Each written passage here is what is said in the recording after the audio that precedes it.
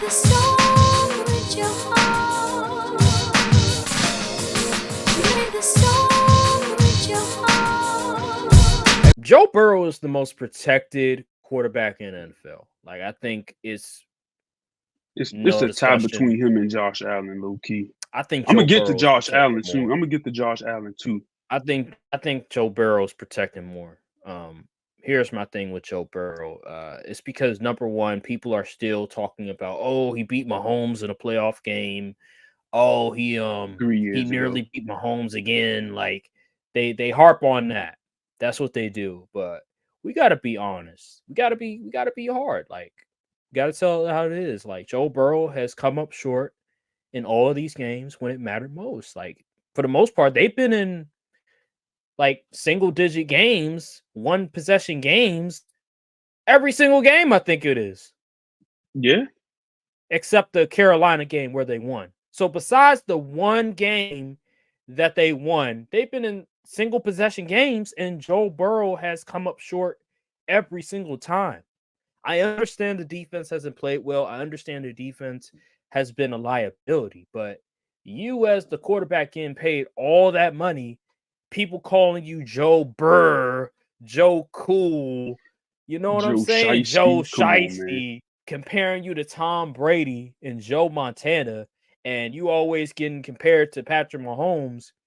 For you to be 1-4 and those 4 losses were one possession games where you could have won your team the game is inexcusable. There's no excuse for you losing all of those games. You should have been the reason you won. Like the game against the Kansas City Chiefs, the game against the Commanders, the game this past week, you should have won if you played better, but you didn't.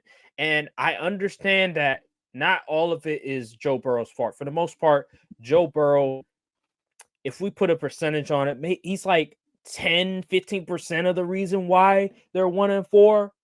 And then there's other reasons. And then after that, you can blame whoever it is. But he's like probably 10% of the reason why they're 1-4, which is not a lot. But he's still the quarterback at the end of the day. He's still the person that controls everything at the line of scrimmage. He dictates everything. And you're 1-4. Doesn't matter that he has 12 passing touchdowns to 2 interceptions. I think he has the best passer rating in the NFL right now. It does not matter because you're 1-4. All those stats are cool. You want a stat pad? That's great. But you're 1-4, and then when they need you most, you can't deliver. And that in itself is why I can't put you over Lamar. I can't put you over Josh right now. Even though Josh, I ain't gonna lie, he kind of struggling right now too. But his team's like 3-3 right now at least.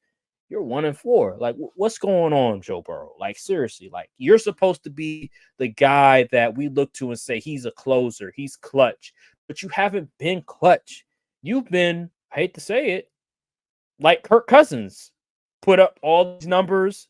Fourth quarter rolls around. You gotta preface it. Kirk Cousins. I'm talking about Commanders. Kirk Cousins. Commanders first couple of years with the Vikings. Kirk Cousins. Now this year, Kirk Cousins, he's been clutch, and then like I think last year he was pretty solid as well in the clutch. But man, you are just not that guy when it matters most, and that is just weird because the narrative has always been Joe Burrow is amazing when it matters most. You don't want Joe Burrow with the ball in his hands late because he's going to deliver every single time. Well, I hate to say it, that's not the case anymore. We got to change the narrative when it comes to Joe Burrow. He's just not clutch. He's not what he once was. I remember Aaron Rodgers had that narrative. Oh, he's clutch. You don't want Aaron Rodgers with the ball with 2 minutes remaining.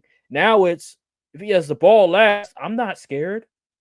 I'm not fearful that Aaron Rodgers is going to beat us because I've seen him choke over and over again. I've seen him lay an egg over and over again. And that's the same with Joe Burrow right now. Just let me be.